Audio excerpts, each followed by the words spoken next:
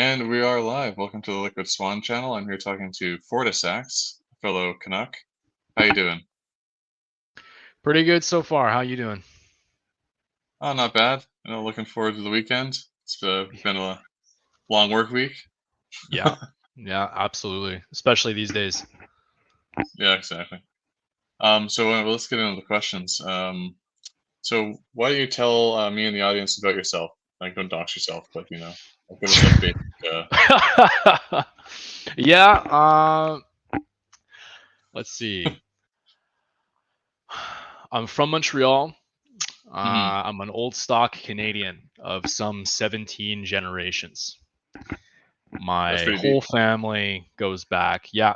Montreal area, southern Quebec. I come from a military family, and yeah. Um, Do you have siblings? I do not. I do not have any Okay. siblings. No. Yeah.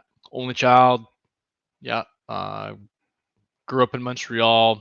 Very interesting. I believe that the northeast of North America was exposed to a lot of interesting things over the last 20 or 30 years that would not be seen elsewhere in the continent Mhm. for quite some time after. So I feel like a lot of people who grew up in that area were sort of first on the front line to a lot of things.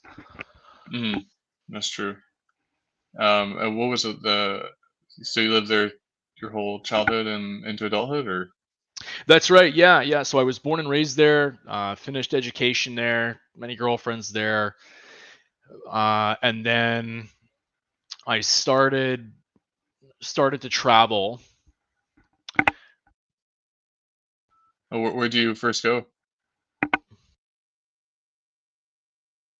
Oh, this seems to be audio problems.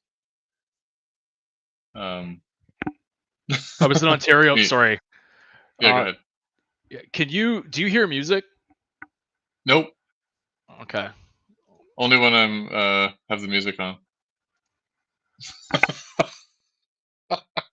Okay. I seem to be hearing. I seem to be hearing music coming from somewhere. Apologies. It sounds like an advertisement. I don't hear anything. Okay. I think we're probably fine. Yeah. Okay. Sorry. No. Maybe I'm just going schizophrenic. Yeah. So no, I was born and raised in Montreal. I traveled for a bit. I traveled across Canada. I've been to the States, the northeastern parts of the United States, like New England and whatnot. And Mm, then I spent some time in Washington State as well, and then on the West Coast. So, yeah, I've kind of been around.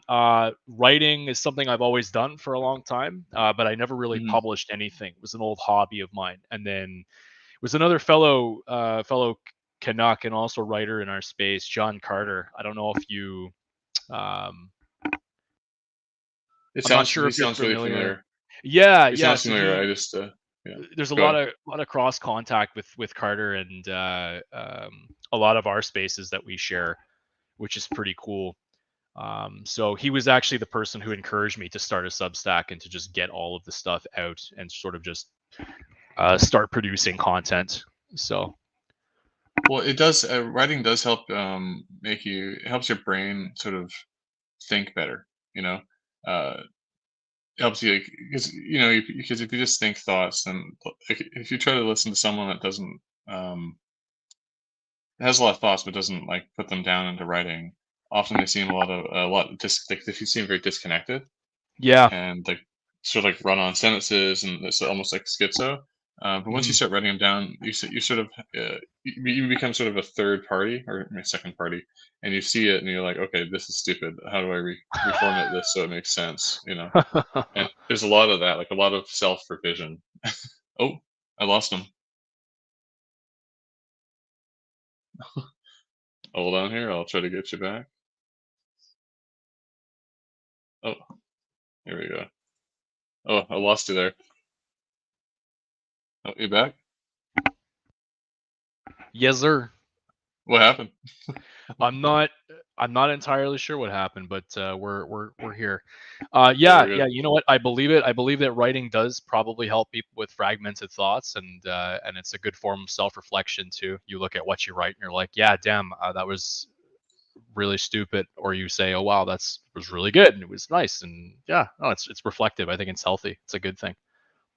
And also when third parties see it, it also sort of, that also enhances things as well, because then you get to see like, okay, well, you get to Yeah. prove to yourself whether what you said made sense.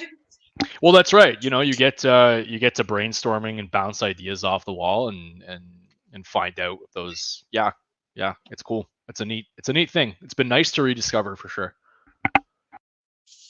Yeah, no, it's a lot of fun. I've been writing for I think about since 2021. I think I had like, no, maybe before that. I had this blog on WordPress or something, I think it was, and I ended up shutting it down because I got doxxed, and I had these crazy Oh yeah, left wing people going after me, and yeah, they like trying to yeah. call my ex wife, call my work. It was crazy, trying to get me fired, Hmm. and so I shut that down. And eventually, I restarted the Substack with. But the thing is, my WordPress was like actually had my contact info, like had my face on it. Hmm. And I was like, oh look how, you know no one's gonna hurt me.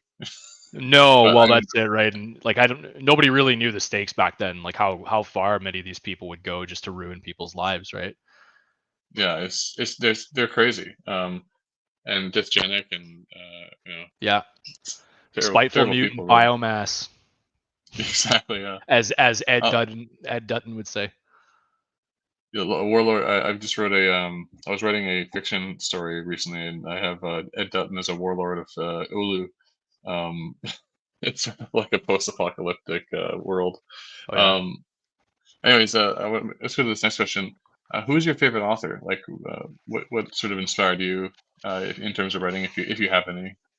In terms of writing, for sure, that's a great question. A lot of people have asked me this too. If you can believe it, Delicious Tacos was hugely inspirational. Yeah, dude. No, I Yeah. read, what was it? Um, Finally, some good news. I love that. It's a short story. It's not very long, but it's very funny. And Mhm. I guess it's like, it's ironically, it's a post-apocalyptic thing where he's sort of explaining. The protagonist is explaining his life and sort of adventures. Um, Going across a wasteland that just got nuked. So he lives in Los Angeles, and Los Angeles gets nuked. It's actually his fault, but he explains that early on, and it Mhm. flashes back and forth between his past and like the redundancy and the annoyances of sort of day to day normie life, of trying to sort of having to fit in, of having to, work a job for 40 hours a week and all this stuff, and having to deal Mhm. with the HR longhouse mammy state and all this, and it's sort of it just, and how much like things suck. Obviously, things are awful. They're materially horrific, and he sees all kinds Mhm. of really messed up stuff as he's just scouring the wasteland trying to survive. But he also feels incredibly free because he Mhm. doesn't, you know what I mean? And so Delicious Yeah. Tacos is one of them. Another style, at least in terms of style, and in terms of the viscerality uh, of the of the book, it's actually Mike Ma. My that Mm. one might get me in trouble, but Mike Ma Very and Mike Ma in harassment architecture and gothic violence actually was quite inspiring. Not necessarily mm. because of the content, but because everything that Mike Ma writes is raw. It's visceral. It's gut punching. You know what I mean? Like Mhm. um, it's like coming from a flaming heart. That's kind of what it feels like. That's kind of what it reads like to me, right? So the two of them, Mhm. I would say, at least in this space, in terms of the just not the grittiness of how they write, that was always kind of inspiring to me. And of course, in terms of fiction, I'm a huge fan of H.P. Lovecraft, but I think that it's pretty par for the course for guys like us in our sphere. Yeah, fair enough.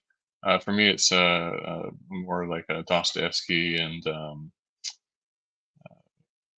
I mean, again, Nietzsche's sort of like Oh, par for the oh, course as well. okay, I see what you mean. No, Yeah, Oh yeah, for these are like, I mean, obviously I I find, actually, tell you the truth, I find like I don't know if you see it, but I feel like we have a very similar writing style.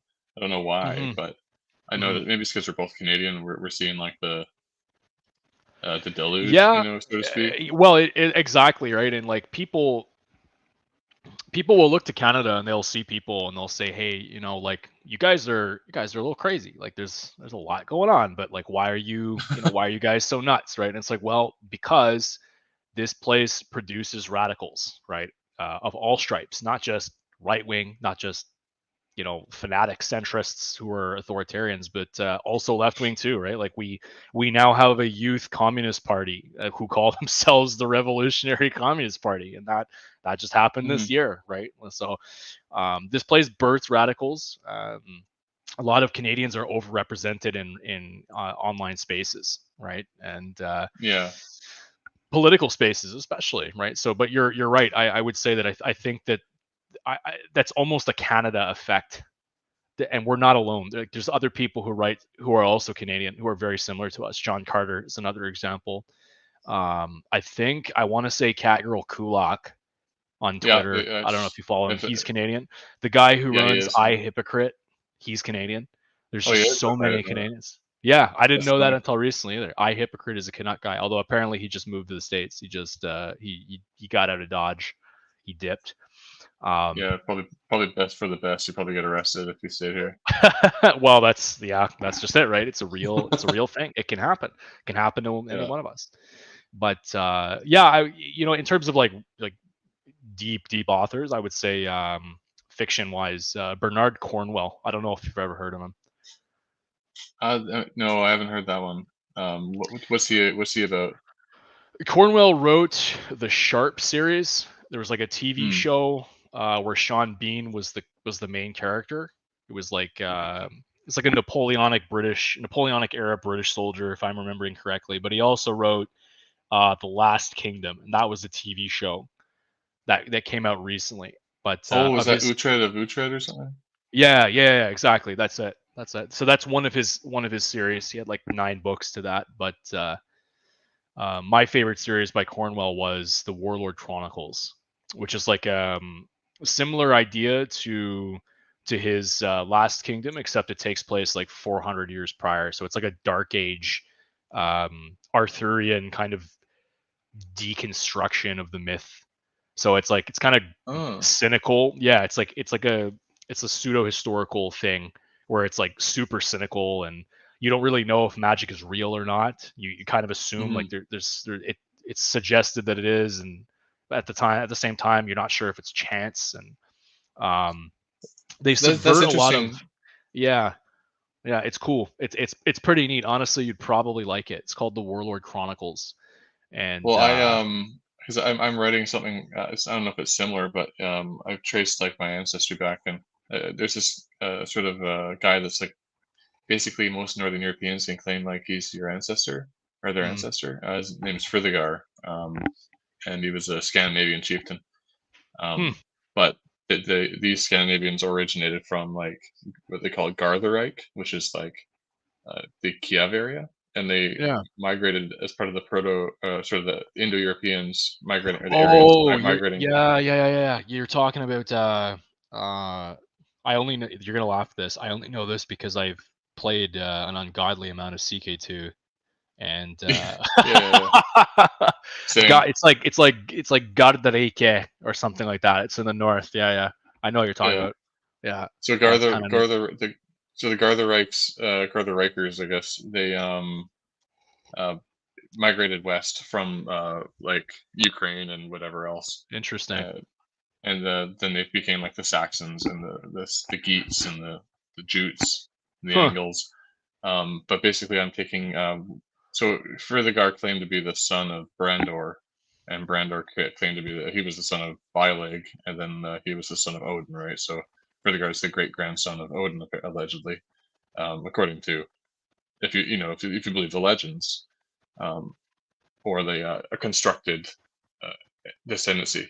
Anyways, Mm. so my idea with this is, I start off with like the prologue, which is like basically Brandor dying, and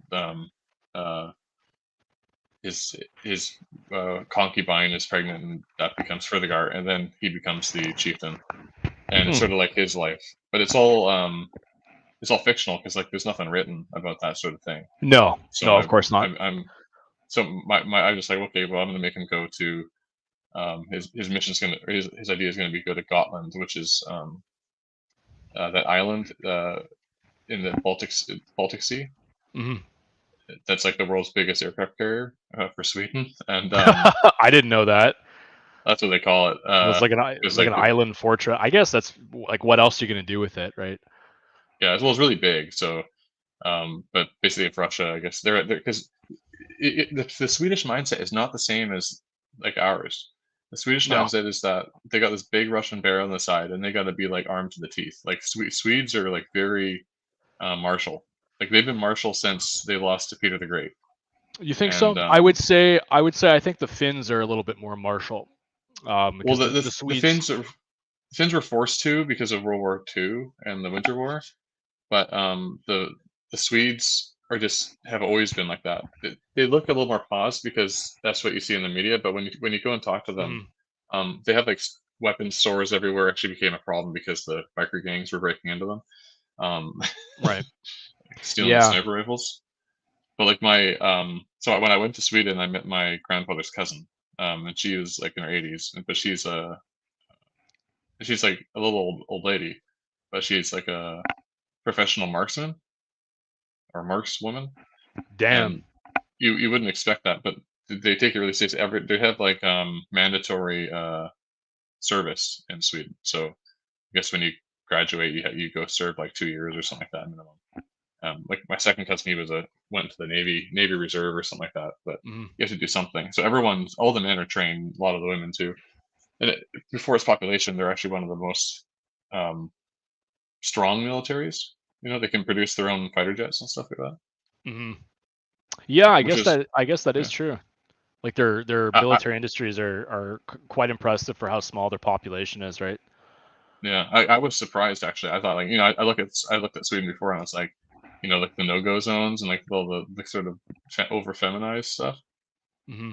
But there's still like a despite that there's still quite a martial ethic there. Hmm. It's just been sort of plastered over with this bull crap from the United States. But Yeah, I don't know where I was going again, with that, but I no, I mean, I would have never thought, honestly. I wouldn't have thought this conversation would have led to that at some point.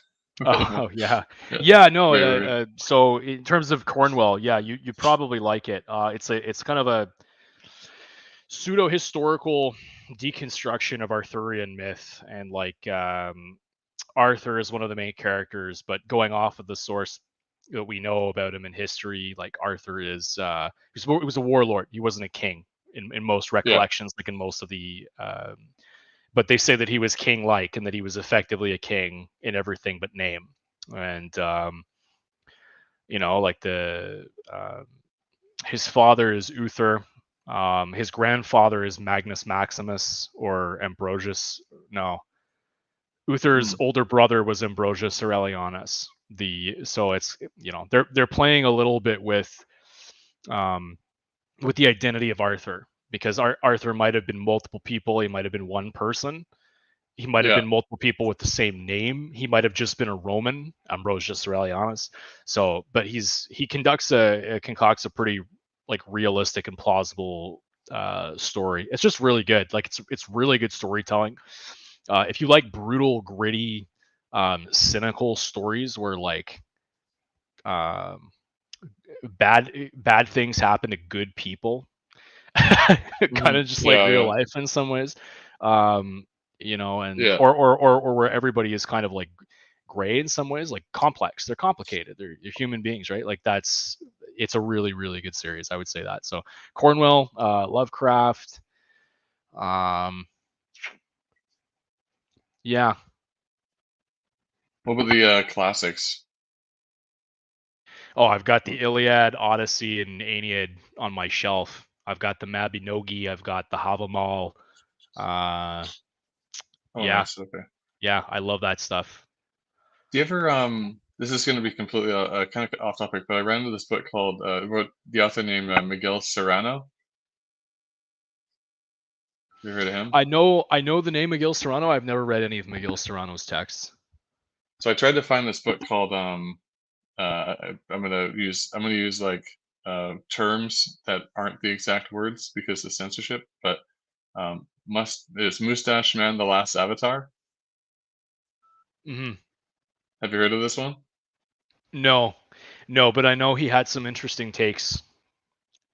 Just saying. It's very yeah, it's very weird. It's a very strange, like coming from let's say you know, boomer truth, Western Yeah, society. yeah. Reading it is very very strange, but and it's almost impossible to find. I found a PDF of it, Hmm. but I couldn't. To buy it, it's like $500 US. Like Yeah. Oh yeah. you can't find copies in English, anyways. There's a And that lot of was a books that 20. are impossible to find like that. Oh, it's like ridiculous. It's like we thought we lived in a free country, you know. One There of was the a book the called ideas. Neurotechnology and National Defense that Dimes of the Blood Satellite podcast actually he reviewed. It was actually very interesting, very disturbing information in terms of the future and what current Hmm. AI and robotics engineers and industry leaders and so forth are actually like experimenting with. But when he at the time he interviewed it, you could still buy the ebook and the PDF, and it was like relatively cheap. And then within a month, all of a sudden, it's like 230. It's like $230, like paperback only. It's just crazy. And I think that's because they knew that it was kind of an expose on what they were talking about, what mostly American, but what most Western militaries were talking about in terms of integrating AI technology and neurotechnology. That's the other thing. So we're, Hmm. they literally talk about brain chips that are um, that utilize AI technology to be able to read brain waves and the implications of that. And also, there's like they talk about 6 chemicals in the form of aerosols that are used to Hmm. pacify or have various effects on enemy combatants and also civilians too. Like it's just very, very weird stuff, but it's real. Like it's all real. Like it's a real thing. And books like that are like $230, $300. So it's always the really controversial stuff that's hard to find that is usually going to be like stupid expensive. Yeah, it's strange. I almost want to get like start like a pirate like a pirate book print shop or whatever, printing Yeah, press, pirate printing yeah, press. But I that'd be don't know kind how of to. neat. I looked into it. It's friggin' expensive. Mm. Oh yeah, just getting the But base. It's a pretty big investment to get all the basic stuff up, right? yeah, like you can get like you could literally get like the printing press with the movable type, and yeah, you actually press it. You know, Oh, that's you're running about $1,000, but huh. like or less, but then you have to get all the parts right, like the bindings and all that stuff. And Mm. once you start, if you do things by hand, it's doable, but then you can't get the volume out. But No, if you can sell these books for $100 a piece, man, like no, you could probably. you're pumping out Renaissance speed book printing. Yeah, it's The hard old to printing compete. press. Yeah, But I'd like to. I think that would be a good sphere, like for our sort of sphere to get into at some yeah. point. It sounds like a lucrative side hustle too. Like that might actually be worth looking into. And plus the people want it. Like people want that service, and if it's one of us running it, then we're not going to censor it. We're just going to put it out there. Hmm. Damn the consequences. Well, yeah. The truth's like a lion. It doesn't need defenders. Just let it loose, and it'll defend itself. That reminds didn't they recently killed LibGen, didn't they? Like all of the free library archives and all that. There are ways to get it. I was actually just looking into that today because I do have. They do this thing called private links. Oh. So the link's specific to your account, so you can actually still connect to LibGen if you can get one of those.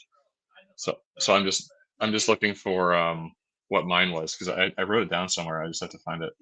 But I can still hopefully I can still download my 10 books a day or whatever. Hmm. Yeah. Yeah. No kidding. Eh? But now if you go to b-ok.cc, it's just like it's got that like weird FBI page up. Like this has been seized by the intelligence agencies. It's like, God Yeah. damn it, man! These are just books. Like, what the fuck, you know?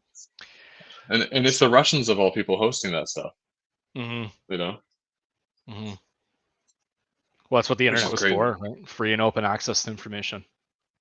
Yeah, they're slowly putting a noose on that. I remember on Facebook you could say, like you could write at first you could say the N word, and then you could say, you could code it with like N and then like slash and then finish the word, and then they took that away, and it's getting uh, it. They found out every single little way you could do it. yes, and Um, no doubt that's probably going to get exponentially worse with the integration of like AI technology and like the GPT-4 and whatever APIs that I'm sure they're somehow trying to get into that. but the good thing, sort of the good thing with that is it's sort of like a slow tech suicide because by doing that, it makes their stuff less. By putting all their effort into making utopia, I suppose, like online utopia, they essentially make it super boring, and then people Yeah, don't use it. yeah. Like Well, I got rid of it's Facebook. and it's not controversial. You see the same thing on Instagram. You see the same thing on Facebook, right? It's like you post something even slightly controversial, and you get, are you sure you want to post that? Yeah. Consider being respectful in this space. Are you sure you want to post that? Whereas, something like, I mean, Twitter's, I'm pretty sure there's still a few stopgaps like that, but for the most part, or sorry, X isn't that bad, right? There's plenty of other form. Mm. Telegram's not like that. They don't try to literally police what you say, or the, yeah, whatever adjectives you use or your choice of words. And Well, I it's think making them, it's bleeding customers, it's bleeding users, right? And they're going to the other platforms. yeah. Well, I think I said the other day I wrote something like, "Who are these?" I said like, "Man, the women from Transnistria are real ugly, are uggos," and I put the trans flag up, and then it got like what do you call it? Like no one could comment on it, so then I screenshotted it, deleted it, and then just posted the screenshot to the Yeah, same no, that's comment. a way to get around saying mean things on Twitter. You just post a video instead. Yeah, because the It's AI can't actually it figure it was out. actually well, that's it, right? And it was Harrison. I think it was Harrison Faulkner who like made a post about that where he's like, yeah, to get around being rate limited and having visibility of your posts, reduced. Just post a video or a photo. You don't have to say the actual thing. You just post a meme. Just make it a meme. Yeah, exactly. You post links, you just get absolutely destroyed. Like today, I posted a link for this, and it was like 50 views after like 4 hours. I was like, "What the hell?"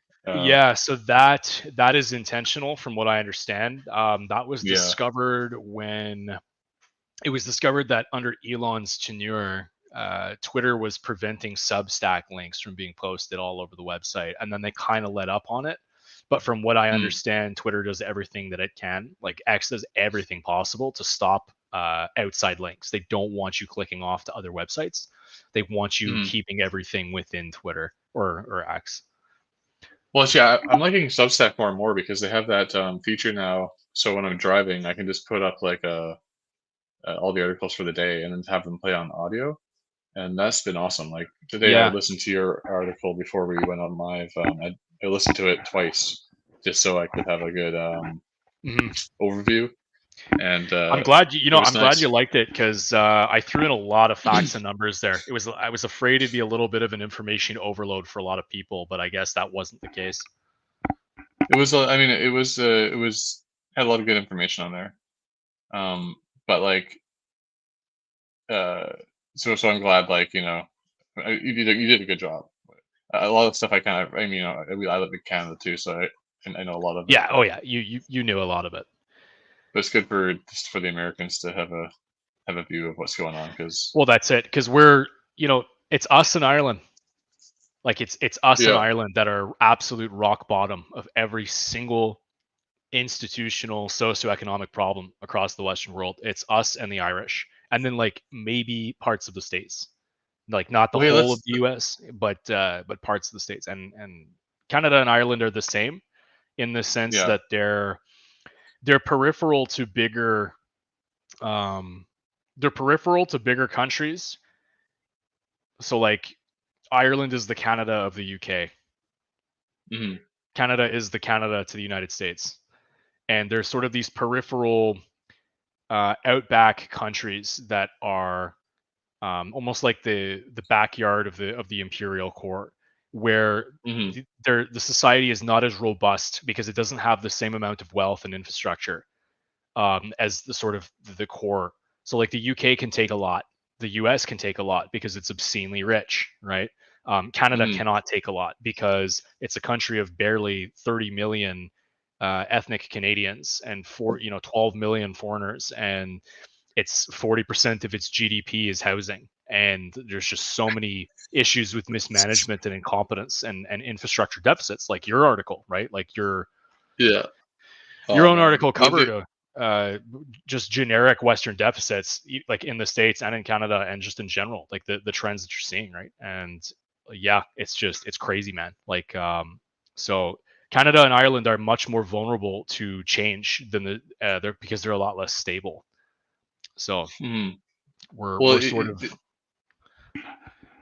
go that ahead. kind of makes me think too. Like when it comes to like our infrastructure, even the article that you wrote here, you can see it almost like bleeds out of Canadians. Like we're trying to say like, like warning, warning, warning.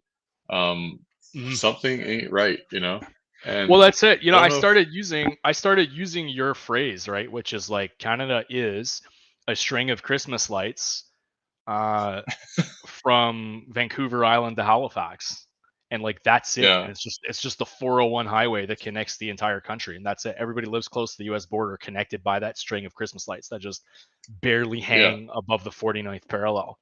And like, Well, yeah, it's sort of like I think the actual ratio, like as you say, is like 90% of Canadians live, within basically like the 200 Christmas. 200 kilometers. Yeah. Yeah, yeah. And then out of the 10% remaining, 90% of them live in Edmonton. So which like if you think about that, that's crazy. That's Yeah, crazy, you know. yeah.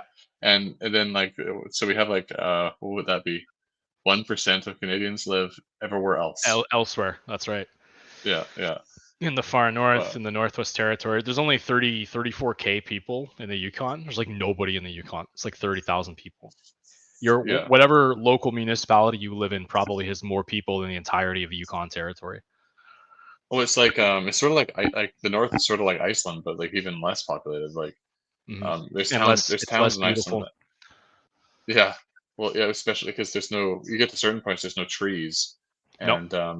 and the houses are made out of like unpainted plywood, and Hmm. they're on posts because you can't put concrete because it'll just crack after like 2 years. That's something nobody understands about Canada. Americans don't understand it. Canadians themselves don't understand it, especially when people say, "Oh, we got plenty of space to grow." Actually, no, we don't. 50% Yeah. of this country's landmass is spruce bog. You can't build on it. You can't drain it. It's undesirable to live in. Oh, it's garbage. Yeah, it's garbage land. It's like those guys that were from Port Alberni a couple years ago that went on their murder spree and went on like they drove out to like Manitoba up north, and they're in that Hmm. small town and Oh they're running yeah, around yeah. the wilderness. Well, that was like that spruce bog shit. There's nothing. It's like you're basically in a desert, right? Like a swamp. Hmm. It's like when like the hobbits, Frodo and Sam, or they're walking across that like swamp of dead bodies with Yeah, yeah, Gollum. yeah, That's what it's like. It's like that. yeah. It's just marsh. It's like shallow. Yeah, just crazy. And then the rest of the country that isn't spruce bog is just rock. It's solid rock. That's what the Canadian Shield is. Yeah, yeah. Well, and They and had also, to. good. I was just gonna say they had to blast through that in order to connect Eastern and Western Canada. Like everything. And this is gonna. I know this is gonna piss off some Western Canadians if they hear this, and I'm sorry, but everything that Canada is, was, and will be is basically in the East. The only thing that connects Eastern Canada to Western Canada is the rail yard in Winnipeg. And in order for them to have actually built that, they had to blast and cut through tons of insanely difficult rock. And that is literally the only like infrastructural terminus that connects East and West. If anything Yeah. happens to that rail yard in Winnipeg, like Western Canada is literally completely cut off, which is Well, crazy. from the Like, from the east, yeah. yeah, and it's We, just we purely because of the rock. It's purely the geology and the yeah. terrain.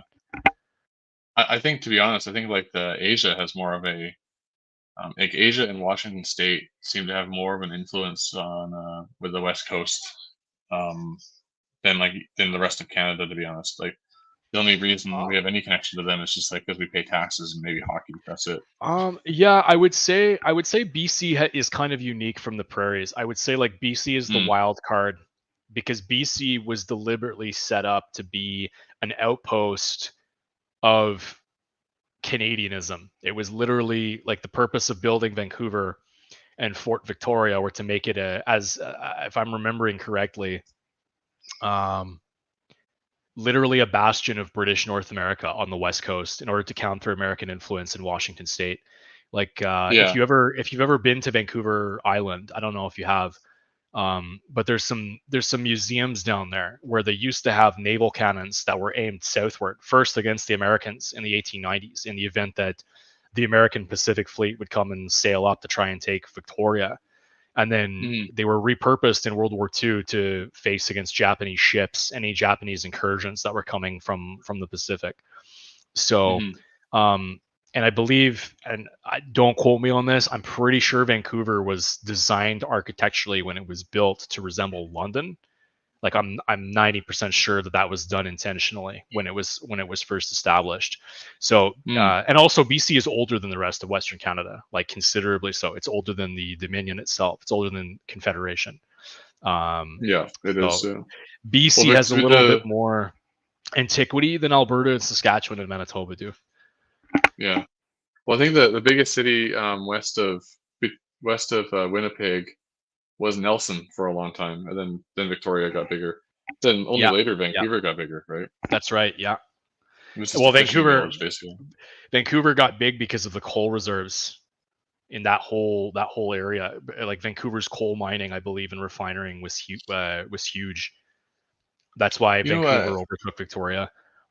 yeah, and do you know what's interesting? I was listening to this video by Sam. I can't remember the guy's name. He was like that mayor that was in the wheelchair in Vancouver. If you remember him, it was Hmm. about the Columbia Territory, which was like BC all the way to I think Portland. May have been part of Oregon too. Yeah, yeah, But the biggest ethnic group in the Columbia Territory for a long time was Hawaiians, that's whack. I didn't know that.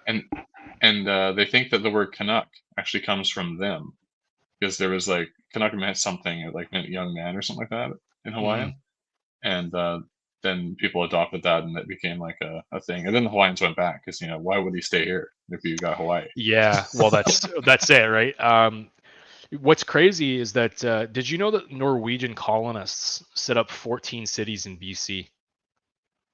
Oh, I'm not surprised to hear that. Yeah, For I didn't logging? I didn't know that. I have no idea what for, but if you can believe it, Delta was one of them. So the city of Oh, really? Delta, yeah, the city of Delta was straight up built, like established and built by Norwegian colonists. And Hmm. yeah, I've got a Well, little that's really theory crazy. that West Coasters, especially British Columbians, are a little bit taller than the rest of the Canadians because of all this of some of the Scandinavian and the Dutch who emigrated here uniquely, because that element is not present elsewhere in Canada. Everywhere else in Canada is Anglo-French, right? Like everybody is Well, like Anglo-Celtic or French, but out here there there's are Dutch and there are Scandinavian. some like it's funny because like I think if you know SO Centerist and Black Horse and Kryptos, even myself, I have some Dutch. There's a different, or mine was the Catholic Dutch, but they came from Oregon. But you mentioned the Norwegians in Delta, so that's pretty close to here, or too close to Mm, Vancouver. And the Point Roberts was actually first settled by significantly by Icelanders. So interesting. I wonder if they were from, but they originally came to Victoria, but then they went to Point Roberts, and I wonder if that's because they were close to the Norwegian settlement or something like that. I wonder if they were moving there Yeah, for that reason. yeah, it could be. I know, like BC, even after preferential treatment was given to preferential treatment for British immigrants was ended. BC still continued to receive a large influx of British Isles immigrants. And Hmm. aside from British Isles immigrants, there's a lot of Scandinavian and German. And they mostly Mm, went into the interior and, from what I understand, the island. And this is because it looks like home. It looks like the Alps. The terrain is similar. It's very alpine, mm. and they're used to like mountainous, cold, frigid terrain. There's a lot of interesting German and Scandinavian names in the interior, like the Kootenays and the Shoe Swap. Well, that's true. Like it was Kimberly and there's a bunch of like I think Kimberly has like a big German sort of themed downtown and stuff. So Mm-hmm. I think there's a Windermere. I think is another one. And Yeah. I think there's more like Little Alps or something. Little Alpine, Little Switzerland. I think. Mm-hmm. But yeah, there's lots of places. Or even Golden. I think Golden. There's actually a town near Golden, BC that well, it wasn't a town. It was like a subdivision, I guess, Mm-hmm. and it's all like German style chalets or You know, that's Swiss style chalets. so funny. Like BC has such a like there's a reasonably prominent history with those settlers, but like the culture just was just pure Anglo. Like it just stayed British. You would have Yeah. thought that they they would have sort of almost had their own enclave or like branched off and done their own thing, but no, it didn't.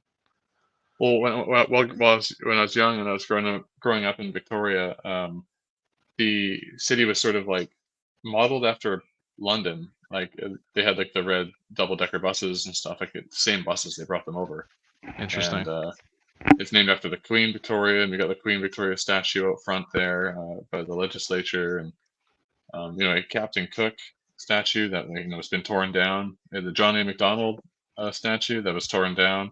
Mm-hmm. Um, Yeah, you know, all this sort of when I stuff. visited Van Isle, I went to what's it called? Something Trestle. I Mm. went to a trestle. Gold Galloping Goose Trestle? no. Oh, Goldstream? Goldstream Trestle. Yeah, yeah. Yeah, and there's a historic site there because John A. Macdonald hammered in the last rail spike, like the last railroad spike into the terrain. Like he physically stood on the Goldstream trestle and nailed and hammered it in, or so the plaque says, right? Yeah, it's He was weird. the Like MLA, or he was the yeah, MP here actually. yeah, he traveled all the way from Eastern Canada just to be the MLA and also the mayor, I think, for a while. It's pretty crazy. So I yeah, think he was just the. I think it was a seat or whatever for the government or whatever. But yeah, that's the link that BC in the East has, uniquely so. The rest of Western Canada doesn't really have that. yeah, yeah. It's kind of strange because I guess Alberta and Saskatchewan during it seems like whenever we got like a huge influx of immigrants, the federal government would put them in Manitoba or Saskatchewan or Alberta. Or I guess there wasn't really Alberta and Saskatchewan were the same thing at the time.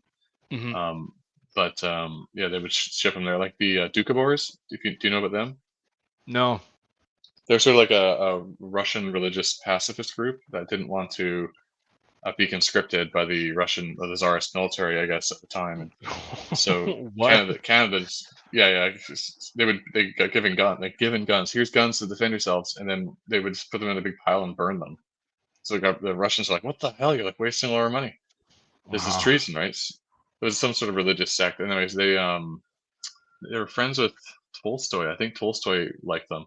Anyways, they Weird. got shipped to they got shipped to Canada because Canada said we'd take them, and they moved to Saskatchewan at first, and they were given like 10 years. So they built up all these farms, like really productive farms, right? Because it's like fresh Saskatchewan prairie. Yeah. And once they got the farms basically running, the government's like, all right, get the hell out. And they kicked them out to Nelson, like near Castlegar, in the Kootenays, and That's so weird. yeah, so they're still there though. If you go to the between Nelson and Castlegar area and Grand Forks, there is like Russian names everywhere, like Sokolov and stuff like that. The only ethnic enclave that I can think of that is not Anglo and French back east are the Amish, and they're kind of or Mennonites, and they're kind of unique because they didn't really integrate or mix. They kind of just did their own thing, like the mm, Amish of Southern Ontario, where I think they're around like Tillsonburg, Kitchener-ish area. Kitchener used to be called Berlin, and then they renamed it. yeah, Yeah, yeah, and because of World War One. that's right. And yeah, they're still there today. Like last time I was in Ontario, it was years and years ago. But the last time I was out that way, I visited their little farm. Like they've got a shop, like you can buy their fresh farm-made goods, and like it's pretty cool. It's like pretty nice. And all the girls have cute German accents. They speak English and German, but German's their Mm, first language. It was kind of weird, like very strange. that's pretty Because cool. they're literally they're colonial Germans basically. Like they came they came as pacifists because of the Reformation Wars. And Mm. some of them are also, from what I understand, descendants of Hessian Jaegers, like Hessian mercenaries working with the British military Yeah. during around the time of the American Revolution. So they have a little tiny ass colony out that way, which is kind of interesting, and that is their history. But those are It's, that I can think of. Those are the only ones.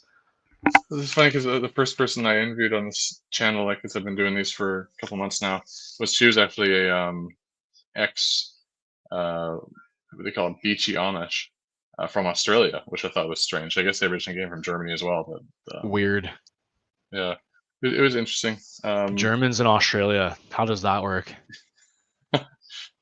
Not too good, I'm I just guess, trying because to they left. imagine. I'm trying to imagine like German bogans, and I'm not sure what that looks like. I'm not sure what that sounds like. Yeah, they probably don't. I don't know. I'm guessing they don't bogan out. Bogan out. No bogging out there. So yeah, so I want to go into this article that you wrote, which is very interesting. I Yeah. think it's quite appropriate. What was your? I mean, it's obviously due to the Johann Kurtz post, but do you want to talk about it a little bit, and maybe I'll ask you some Yeah. questions. Yeah, sure. Yeah, so I saw that, right? And it's like he says Hmm. like a cadre of childless thinkers who provide increasingly convoluted hot takes on solving the fertility intelligence crises without having kids themselves. It is emblematic of the failure of the online right. Just a basic human, real world step they can't take it. I'm sure they'll argue that it's impossible to find a good partner. Sorry, if you can't do that basic life step, you have no business influencing or leading others. So Hmm. because I shared it and then I made it a note, and he commented on the bottom that something in particular set him off, and I don't remember what he said, Hmm. but I agree with it, and like I also agree from because in the first couple of paragraphs there, like I say, like yes, he's correct. The general point that he's making, I believe, is that people should be practicing what they preach, and Hmm. it's especially if you're a content producer, you're making content for people on anybody really, like and you're advocating a lifestyle, you're advocating for change, or you claim to care about other people, you should probably practice what you preach, right? And like I think Yeah. that's reasonable. I think that's a reasonable point. The context though was just kind of missing. It was just kind of out of whack, and I felt like it required a response because he's also, in fairness, he's also not the only person who's had this take. But Hmm. I just thought it was a little bit strange because, especially now, when we have so many people who would otherwise be reproducing, who would otherwise be having plenty of socioeconomic opportunities, they're not. And, Hmm. they're just, those avenues are slowly closing off to them. And a lot of that is unfortunately just not their fault.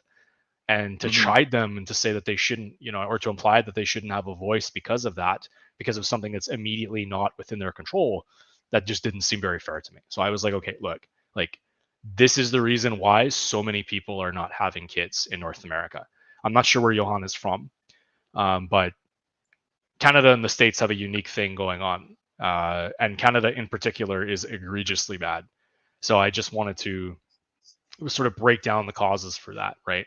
And then I try to pick apart a lot of the arguments that people say in retorts, such as like, "I'll just go to church." Well, Hmm. listen, you gotta bootstraps. You gotta Well, pull to me, yourself up I by thought, you gotta go to the church and you gotta marry a nice church girl. It's like, well, well, first of all, that was interesting because I immediately thought, I thought of that for a little bit, and I was like, well, church is not really the solution; it's more of a symptom. Because if you look at how even how you described it, it's mostly people that are already married that are going to church, right? right. Right. The point on So, that though is that there are people who are saying, "Oh, if you want to find a trad girl, you have to join a church." And it's like, well, no. Like most of those people who are young are already married, so you're not going to hmm. find that there. And then also, like, you know, I'm sure there's a bigger debate to be had on the purpose of religion and on the purpose of organized religion and on the purpose of the church. Like some people would say, okay, well, the church should, I don't know, uh, be your matchmaking service. The church should provide so and so services in the community. For me, I just find it strange to suggest that people should be pursuing material gain out of the church. I feel like Hmm. people's primary motivation for joining a church or really joining any religion is the cultivation of their personal faith, not hoping to specifically get something out of it. You know what I mean? Like not to get something material out of it. So Hmm. it's just the idea of a bunch of non-believers, atheists, agnostics, and so forth joining a church just to find a wife and not really caring about the whole Jesus part seems a little bit strange to me, you know?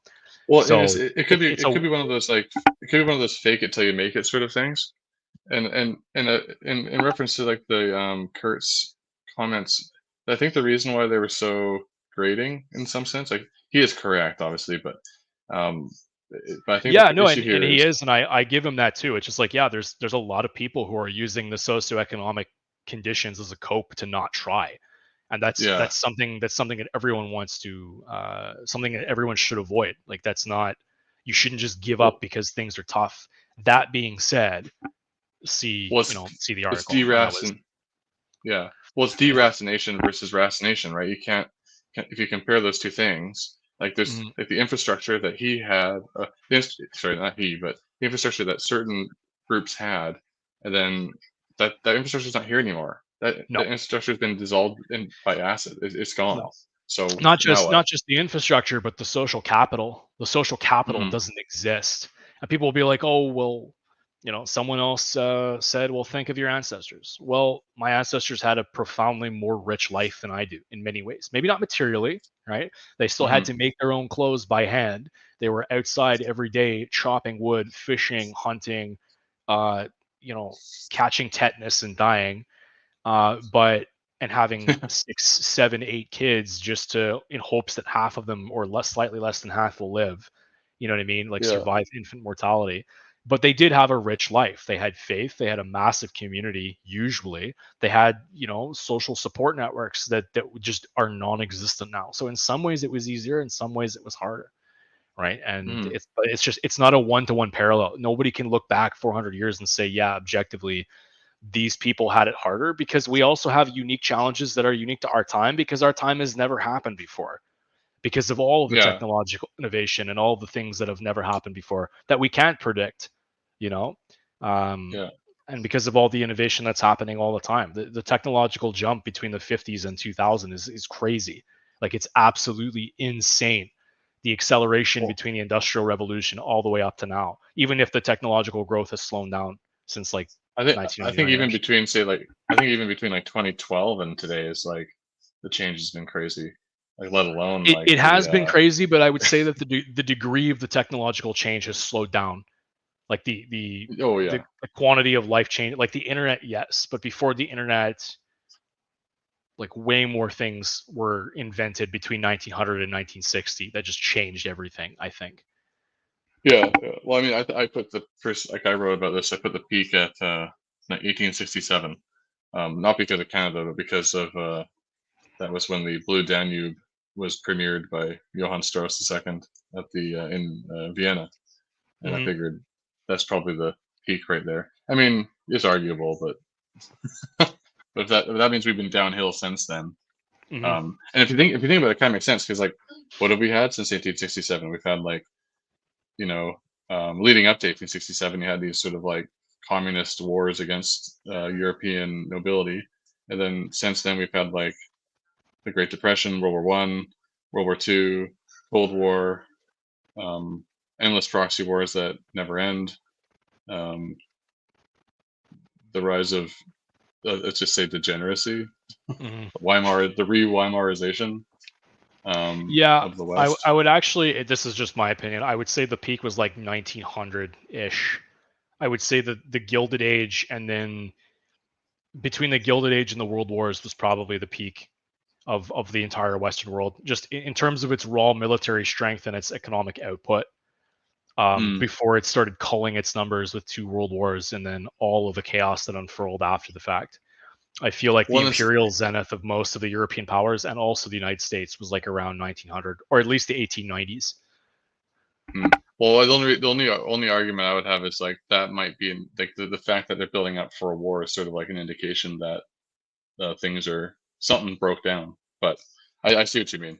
I get Hmm. Well, I get it. just I understand from that point of view. yeah, just like the late Victorian slash Wilhelmine era was objectively an insanely prosperous period. Mm. Like, I got so this actually since we're on this timeline here, I looked into it. So my great grandfather served in the Canadian Expeditionary Force in Cool. Siberia in 1919. It was Hmm. 1918 to 1990. It was 10 months, and for his service, like his wage was $24 a month. So I think he was there for 10 months. So that's $240.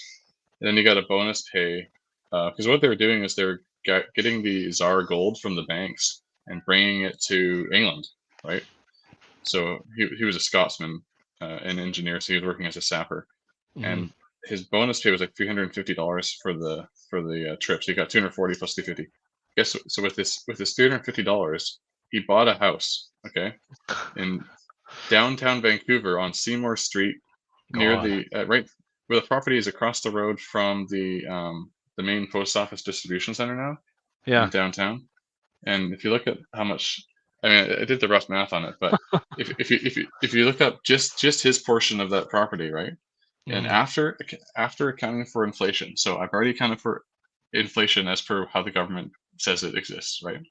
Hmm. And then I compared the house price there to the house price now, and just take a guess of what the percentage change is after accounting for inflation, right? So remember, it's even worse than this. Oh, I can. Yeah. I mean, definitely. Like if you Se- look at the Seventy the thousand percent Jesus Christ. since then, yeah, and that's Oh, after accounting that's for inflation.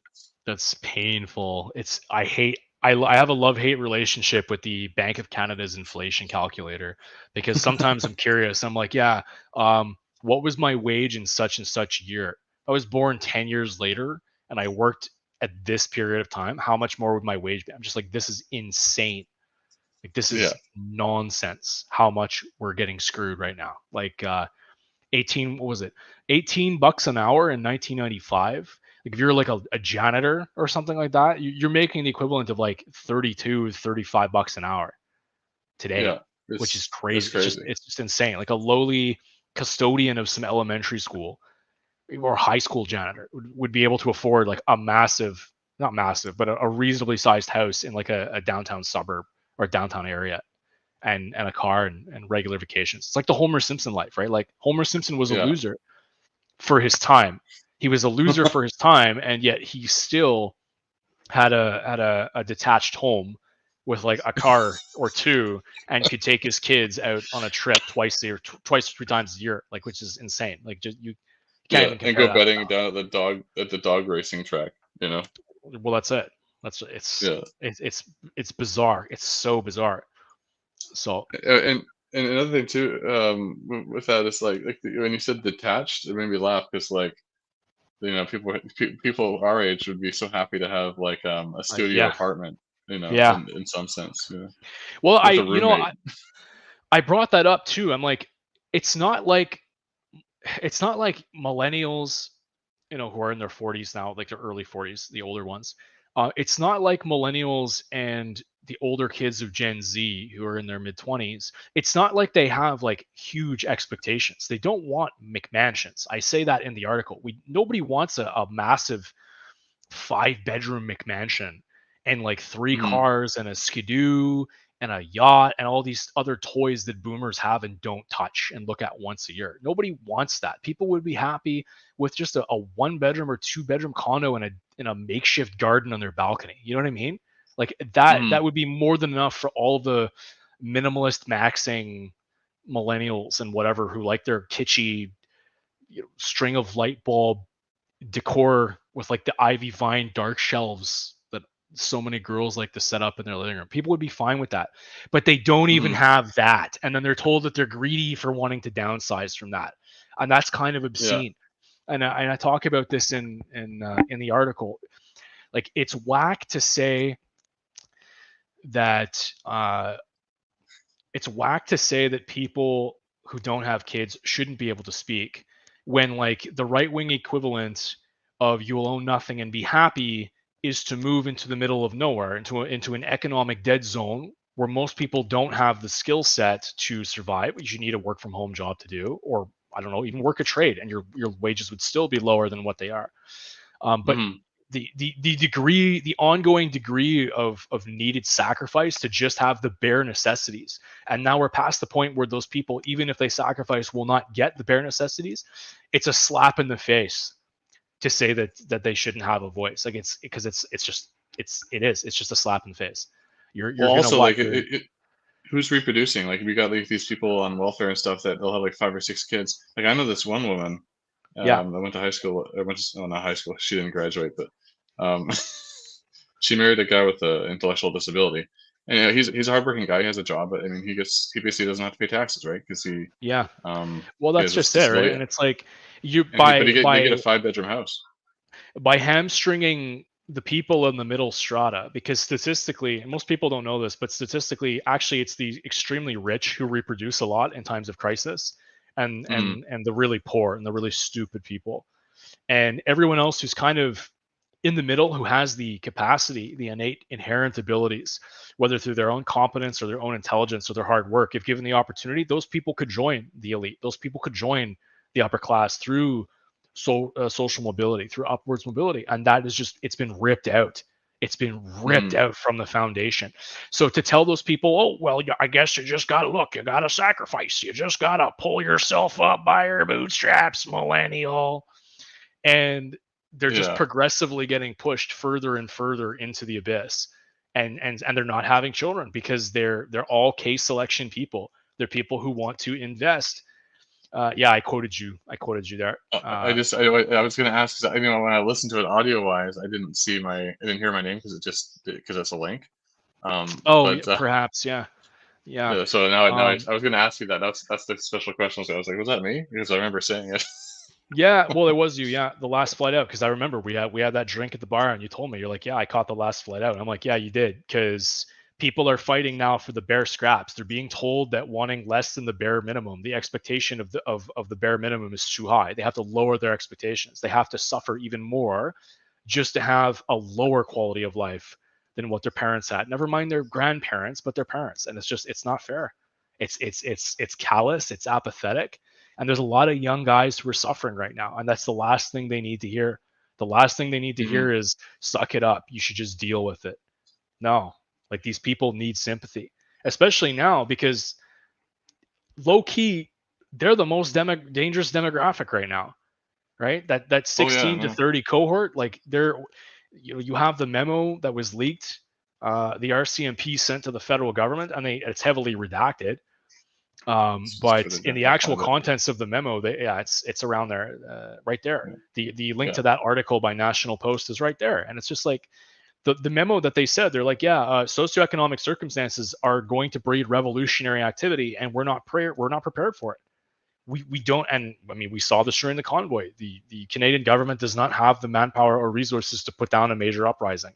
They barely managed. They're lucky that the convoy protests didn't turn violent because they wouldn't have been able to deal with it. And the I military. have some ideas. Because this idea, like you said earlier, like 40%. Because obviously, this is the cause of this is the economic sort of enslavement that like the middle Yeah, well, class, and there mostly is men, is in. no, there is. I honestly, I think that ideology can be true, and I think that faith can be true, and I think that people who believe in these systems can be sincere, and I think their motivations can be sincere. But I think for a big portion of the populace at any point in time, their primary motivator is going to be whether or not, or sorry, their primary motivator for getting involved in politics and not being apathetic is going to be their reproductive and material access. If they lose Mm. access to those material resources and reproductive access, they're going to freak out. They're going to start, they're going to start rattling the cage. They're going to start going after the people that they think are responsible, and that's what you're going to see. We're already seeing that. It's already happening. It's already Well, happening in Ireland, right? I have an idea to fix it. I don't know if this will work, but my thoughts are sort of to. So what's my thoughts aren't really to fix it, but I kind of think like if you were to. So what boomers have essentially done is they've basically leveraged our entire economy into not our entire economy, but a large portion, a totally disproportionate. Like when they say diversif diversify your bonds N word, Mm-hmm. uh, I just don't want to get banned on YouTube. Um, the reason why you diversify them is because if one of them fails, then you have others, right? You haven't put all your eggs in one basket, as they say. Now, what we've done is we put 40%, as you said, of our eggs into the housing market, Oh, that's and this is a market that's totally, it's like, rent seeking. It's NIMBY because they don't like, once you're in, well, you try to, maintain your position, because why would you want to lose? You got a $700,000 mortgage, man, and if your house value goes down, now you're underwater. So Mhm. you're a sucker. So now you have to use the political process to like prevent development and all this other stuff. Not in my backyard, and you got to keep the immigrants coming because you got to keep the prices up. Um, so all this stuff has sort of been forced by this idea. It's like immigration is all basically because of the housing issue, or the housing issues, because they're kind of intermingled. For those, I would say, for those who are cognizant of the real reasons why they're doing it, it is. I would say that there's a lot of true believers who genuinely just believe their own nonsense, which is that just simply having a brown person breathe next to you is an enriching experience. Um, and well, no, but like that is the rhetoric, right? It's just like, well, diversity is good. It's like, well, why? Why is diversity good? Yeah, yeah, Like, you don't watch Bollywood movies? You don't listen to Punjabi music? Like, yeah. Or you don't with you know it's you grading. what you eat is westernized East Indian food. You eat westernized sushi made with bulk bought ingredients from Costco and every other Canadian food distribution chain that sells food and supplies to restaurants. That's what you're eating. You're not eating fresh original OG cuisine, right? But like that's what they Yeah. believe. They believe the rhetoric, which is that just simply having them next to you is an enriching experience. It's good for you. Why? Well, because I guess more people can brainstorm. I guess that's And the thing is, we have recipes. Like, why do we need? yeah. It's just it doesn't make sense, right? But those are the true believers, and I think that there's a lot of people on all levels of the ladder who think like that. But I do Mm, think the smarter ones know and are doing this because of the GDP, because they know that if that gravy train stops, it's over. They all have to sell. They're all going to have to panic sell and then dip. They're going to have to get out of this country as fast as possible. And I think that's what's going to happen. I think that a lot of those people are just going to leave. It's going to be too late. They're gonna the economy will explode. They're just going to leave, and then it's going to be chaos. So, well, they're but you, already a lot of them are already leaving. Like 60,000 Indians left this year because they're like, shit's yeah. too crazy in Canada. It's better back in India, which is like, that's crazy, right? If you think about it, Oh, like tons. It's India's a shithole. something like I believe it was estimated that up to a quarter of the 1 million and something people coming per year are actually leaving Yeah, because they can't make it. But I mean that's not stopping yeah. the 600,000 illegals in Ontario from protesting with the Migrant Rights Network to get citizenship. That's not stopping the PEI protests. That's not stopping international students across the country demanding that they get their permits extended past expiration. Right? It's just so yes, tons are What's leaving, crazy? but still too many are coming at the same time. Well, sometimes I think like, I mean, I would never do it, but like I've thought in my head like, how much easier my life would be if I just became like Yeah. a loser that went on welfare and just like got a free house and Well, listen, didn't like work. if you spend any time on the West Coast, you're gonna notice a lot of the homeless people are fat. Yeah, They're not yeah. starving, right? They're not, Well, they choose to be homeless, right? They yeah, don't. Yeah, they're like they want the lifestyle. They don't want to be cold, but they don't want to be following no, any rules. And no, if you and live in a that's house, you have to exactly it. follow And rules. they're enabled, right? Like in BC in particular enables it because thousands of people are employed in care aid services and mental health services, and Hmm. it's a make work situation. I once had somebody who worked at Elizabeth Fry, which is like a third party organization for helping those people. Like if they're banned from government welfare offices, they can go through Elizabeth Fry to get their checks. And they told me that the government has the resources to deal with it. They just don't, and it's because too many people are employed in those services, in healthcare, in mental health, in therapy, in drug programs. Like too many people. There's too much money involved. Too much money is Hmm. involved. People want to keep their paychecks going. If they really wanted to solve it, they would. Look at El Salvador. Like, this guy suspends civil liberties. He orders their meager military to round up 30,000 MS-13 and other criminals in a specially built prison just for them. Guess what? He did it, and crime dropped by 97%. Are you telling me that the Canadian government couldn't deal with 2,200, 2,400 homeless people who are drug addicts and mentally ill? They could. They just don't want to do it. Well, actually, that kind of brings you back to your point about the trucker protests. How they barely dealt with that. I wonder if they even could. In some Yeah, sense. well, yeah. I mean, They that's a could if good they had the point. will, but That's I don't know. no. I I don't know if mean, they have. Yeah. that's a good point. I mean, there's 30,000 members of the RCMP. I'm not sure how many of them are civilian, but they can't be more than cops. It can't be more Hmm. than the police. At least I'd like to think that the bureaucracy is not heavier than the actual number of deployable constables. That would be disturbing. I wouldn't be surprised. I wouldn't be surprised, to be honest. Like, we went No, to add up all those federal buildings, but well, yeah. Sorry, I yeah, wouldn't either, because the CAF is like 75% logistics. It's like not even combat ready infantry. It's just pencil pushers and dweebs. yeah, exactly. Well, yeah, in the military too. Like, I think for every soldier on the front line, there's like 10 to 15 people behind them.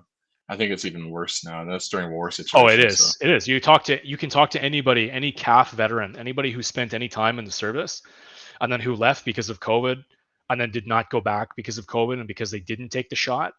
They can tell you that situation is crazy. That situation is bad. The CAF is done. It is donezo. Like, we have we barely had the numbers for a functional battalion before. We don't even have that now. Well, the. Oh, sorry. What? The icebreakers they just made. Mm-hmm. They apparently put the anchor hole too far down, and it fills with water all the time. So that's cool. They're brand new. Joke. Yeah. Yeah. From the third largest navy in the world to this, it's insane, dude. We had an aircraft carrier, which we sold to the States. We had like 200 boats. They were mostly small, but it was big enough to take on major world powers, right? Yeah, we had destroyers. We don't have any destroyers now. No. We have like insane. 12. We have like 12 frigates or something like that. 12 or 16 frigates and like 12 coastal defense vessels. And we have like 8 orcas, submarines that get about 100 hours a year. I could see the fiscal argument for cutting the military budget if you actually used the money you saved from mooching off the U.S. military protection to like build your country. You know what I mean? But they Like, don't. if we had actually exactly veins. Yeah. So for the excuse, the practical excuse that they cut, it didn't even fix anything. Like, they should have, if they were gonna not have a military and just mooch off the States, they should have invested that money elsewhere. Oh yeah, this video is insane. Like, what if I play this? I'll play it. It's playing right now. Yeah, you're. It's horrific. Actually, it just progressively gets worse. You can almost see Vancouver expanding. You're gonna see the Filipinos climb up there pretty fast. It's actually kind of funny. I worked with some Filipinos. They were actually pretty. I worked with Filipinos and Hong Kong people, and the Filipinos were so friendly. They're sort of like, they get totally taken advantage of in a lot of places because they get sort of slave labored.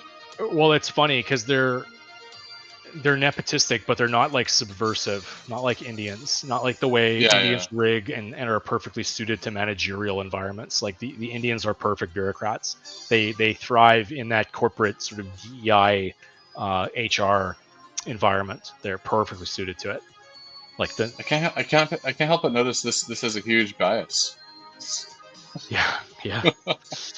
Yeah, it's crazy, dude. It's nuts. Like, to just see that. Yeah, so the $703,000 that you'd get buying a poop shack in Bangladesh, you could actually buy a literal castle manor in France for like 400 grand. It's pretty crazy. Yeah, pretty it nice. put some work into it, but That'd be Yes, cool. exactly. But if you got electricity and plumbing going, you're basically Gucci. You're pretty much golden. And guess what? You're the king now because you live in a castle. Yeah. You invite people over and be like, listen, I own a castle. What do you have? Right? I got a question for you. What do you think the so I'm really interested in the woman problem. Uh, Yeah. what do you think the like if you had to come up with like a I don't want to say game plan, but like a roadmap Okay. of like what could be done, what would you I'm suggest? completely making this up. I'm pulling this out of my magic hat here. Yeah. But off the top of my head, I would say destroy no fault divorce immediately. Get rid of that Okay. so that Yeah. marriage is not treated as something you can just dispose of. It's not a disposable agreement. It's a long-term arrangement that requires long-term thinking and planning and investment. So like that is the purpose of a marriage. You're planning the rest of your life and your family building. You're planning wealth building, and that's what marriage was for literally all of human history. Mhm. So abolish no I fault agree. divorce because statistically you even see it there. Like women initiate 69% of all divorces in the states and 70% in Canada. So Mm. like that has to stop. It has to end. And then the real issue with the workforce and women in the workforce is not, it's not even necessarily the no, sorry, I won't say it that way. The issue with the workforce is with women in the workforce is that there's too many, even without the immigrants, even without foreigners, there's too many people in the workforce in order Mhm. for wage increases to catch up with inflation. So if you slash the workforce in half by taking, or even by a quarter, you slash the workforce by a quarter. I'm completely making this up. I have no idea if this tracks, but my gut tells me that if you downsize the labor force, you even just slash it by 25%, companies will have no choice but to increase benefits or to provide benefits and increase wages and and and and and I'd say you keep, could cut keep anything 10%. So cut it 10% right now. Like we'll draw straws, cut it well 10%, and then actually, next year do it again, yeah, and just I keep was doing that also for going like to five say, I don't years. know, maybe part-time only work or work from home jobs for women. That might be a little too Yeah. far. Just be like, listen, you can only work 20 hours a week and then the rest of it you got to spend, the rest of the time has to be spent like finding a husband. Yeah. Yeah, I don't know. That's just an Huh. idea. I'm throwing it out there. I'm hoping it sticks on the wall. But That's yeah. yeah, part-time, like work limits, work term limits for women, just 20 hours a week so that you can focus on finding a dude and helping him helping him help you basically. Hmm. I think that's fair. And you will see with a shrinking labor pool, you will see wage increases. You will see benefits packages that used to be offered by so many companies in Canada and in the States. And you don't see that now. Hmm. Why? Because labor is too cheap. And it was big business who supported women working anyway. There were Hmm. a decent number of women after World War II because they were the only ones in the factories, both in Canada and the States, because Canada's industrial base wasn't touched, wasn't bombed to nothing in World War II. So we had a mini, boom here as well. We had that whole huge boomer productivity because our industry was untouched and we pumped out so much for the British Empire in the first and second world wars. So Hmm. like we had a lot of women working, but nowhere near as much as there are, and then nowhere near that would be in the 70s and the 80s, right? So like we just need to downsize the labor pool and put the value in actual workers, I think, and then you would start seeing, because like if you have 100 people doing the job of 50 people and you're paying them 16 bucks an hour, you can be paying them 32 bucks an hour, Hmm. right? That's kind of Well, that's kind of our worker productivity is extremely low, anyways, right? well, that's it exactly, and that's the other thing. Canada has always been a piss poor productive country. It's just abysmal, but now it's like even worse. Even at our very, you know, even when we were a long time ago considered an unproductive country, we were still way more productive than now. So we just gotta we have to shrink the labor force. We have to. What do you That's the think of only way. what do you think about the Hungarian idea where they give you, I think if you have And four kids, that they too. don't pay any taxes. I think that'd be great. And then also you could have like a if they had that combined with like a training program for older women because Mhm. obviously there is bias. Like you're not going to hire an old lady like most of the time, and I think that there could be incentives to help offset that because what I want is I want to incentivize women to do their natural thing, but then Mhm. still be able to once they've done that, once they've succeeded, then they can go back in the workforce if they want. Because why not, get Yeah, some of that yeah. productivity? No, absolutely. I think that's reasonable, right? Like I think that's fair. I think other social and financial benefits too, like you said, the Hungarian method's good. I don't know what Denmark does, but they've got a pretty good pro-natalist program there as well. They Hmm. lower taxes for people who have certain amounts of kids. I floated the idea in the past of a bachelor tax because that actually worked in Quebec. That worked when they were trying to grow the colony of New France. King Louis passed a bachelor tax on the colonists, and it forced all the men to shack up with women. Now, I don't Yeah, know if that will work because it didn't work in Rome. Curiously, it didn't work in the yeah. Roman Empire, but it did work in New France. It did work in Well, Quebec. it worked a little bit in Rome for a little while, but then people just paid the tax instead of Hmm. having kids. The rich people did anyways. Hmm. But Well, it's I just guess it like probably got some. maybe you shouldn't make a temporary tax permanent. Like maybe that's just the problem, right? Like income tax Yeah, wasn't supposed to be permanent, and then after World War II, the government was like, "Oh, we're just gonna keep doing this." income tax is crazy. Like if you think about it, like you're Yeah. punishing productivity. It's Yes. really crazy. You You're should punishing punish productivity and you're stopping social mobility. And you should punish like whatever not what productivity supply or whatever consumption.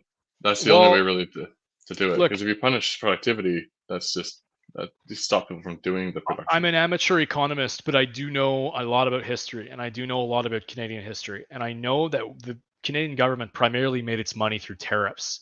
And that's also Hmm. how the fledgling Canadian economy and industry managed to build itself up so that it could become an export based economy. And actually, all of the first industrial powers did this. The States did this, the French did this, the Prussians, actually, it was the Prussians who did this, and the British. They had an Hmm. internal free market and they had a very protectionist external market where they taxed the hell out of imported goods, and there was no income tax, not really. And Hmm. the government taxed imports on imported goods. They didn't take money from the people, so like yeah, the cost of goods locally was more expensive, but you could afford it because you weren't losing 15, 20, 30, 40% of your money of your earnings Hmm. on it. And that's the trade-off. We have quote cheap goods, but we lose a shit ton of our money in income tax. Well, Whereas more also money in your pocket, but goods are more expensive, right? also like the incentive like to build your own table in that situation is way higher Way because higher. you, yeah, you make the table out of the raw goods. It's way cheaper. You don't pay the taxes on it, and then the quality's probably gonna be better too. There was a So book that Dimes covered on Blood Satellite. And I don't remember what it's called, but ironically, the advent of Anglo Canadian culture was a mistake in the sense that Canada was insulated because of its protectionism, and this created its own identity, created its own culture. mm, Um, because obviously geographically Canada doesn't make any sense. It's a massive country. It's the second biggest country on the planet. And mm. yet it's so sparsely populated. And so to move goods and services from the East Coast to the West Coast is thank you, Retronis. Very cool. To move all those goods and services from east to west is very difficult, right? It's very expensive. Like most of the Hmm. provinces trade with their immediate American neighbors more than they trade with the other half of the country. But back then, they did trade with more of the other half of the country, and the result of this was a separate society, right? And so it is possible. Did you know that the Yeah, provinces don't trade with each other?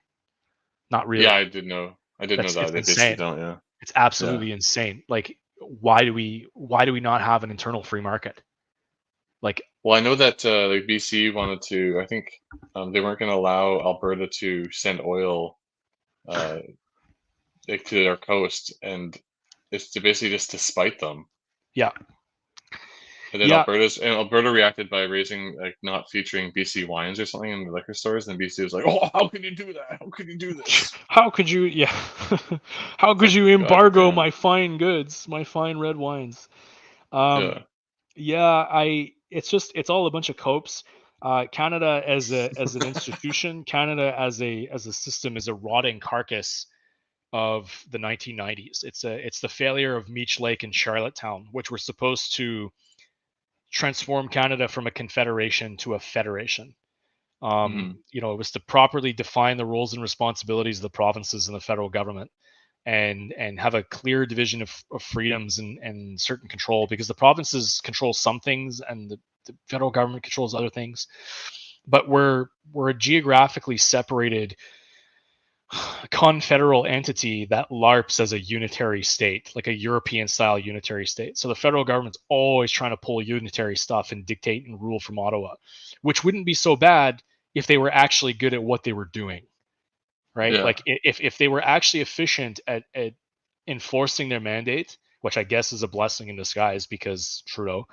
But if you had a benevolent autocrat up there, if you had somebody who was actually good, who was working in the best interests of the people, there's a lot you could do with this country. A lot of good things you could do to make it permanent and longer lasting and all this. So, yeah, it's a jumbled mess. There's no reason the provinces shouldn't be able to trade with each other. Like Do you know what's actually? It's now that you might bring that up, like like BC was supposed to be like the little British side that's yeah. tacked onto the side. Like BC sort of still like that when it comes to relations with the federal government with the NDP, right? They sort of still kowtow to the feds. Mm-hmm. Yes, they do. Yeah. Well, BC also receives, and also BC is the headquarters of the Pacific Fleet, and also BC has the largest division of the RCMP. E division is the largest. It also has the most amount of scandals. Yeah. So yeah, this is a federal. A lot of people say that BC is a federal outpost. That's not entirely wrong.